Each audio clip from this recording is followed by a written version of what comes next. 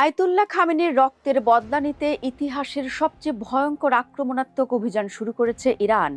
Tehran এবার এমন এক কৌশলে যুদ্ধে নেমেছে যা নিয়ে তাজ্জব বনে গেছেন বিশ্বের তাবর প্রতিরক্ষা বিশ্লেষকরা। বলা হচ্ছে এই কৌশলে ইরান শুধু সপ্তাহ কিংবা মাস নয়, বরং বছরের পর বছর ধরে যুদ্ধ চালিয়ে যেতে সক্ষম। 7 মাস আগেও যে ইরান ছিল অনেকটা রক্ষণাত্মক, সেই ইরান এবার নতুন কৌশলে দেখাচ্ছে চরম আক্রমণাত্মক রূপ।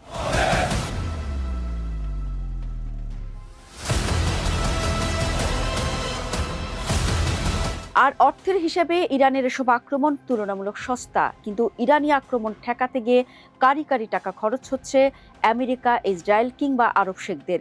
ইরান যেমন প্রতিশোধ নিবে তা গুণাক্ষরেও ভাবতে পারেনি আমেরিকা, ইসরায়েল গং। এই অবস্থা আর কয়েকদিন চলতে থাকলে তাদের আত্মসমর্পণ হয়ে উঠবে অবধারিত। দর্শক, ইরান যে কৌশলে যুদ্ধ করছে তা শত্রুদের কাছে বেশ রহস্যময়।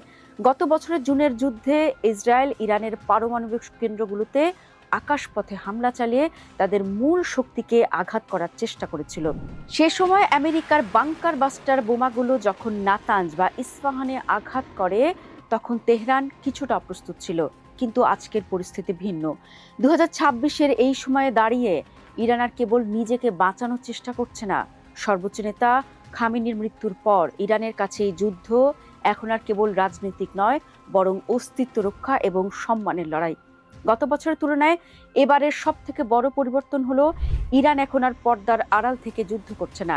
ইরান আগে মূলত লেবানন বা ইয়েমেনের প্রতিরোধ যোদ্ধাদের উপর বেশি নির্ভর করত, কিন্তু এবারের হামলায় দেখা যাচ্ছে ইরান সরাসরি নিজের মাটি থেকে শত শত শাহেদ ড্রোন এবং উচ্চ গতির ব্যালিস্টিক মিসাইল ছুটছে।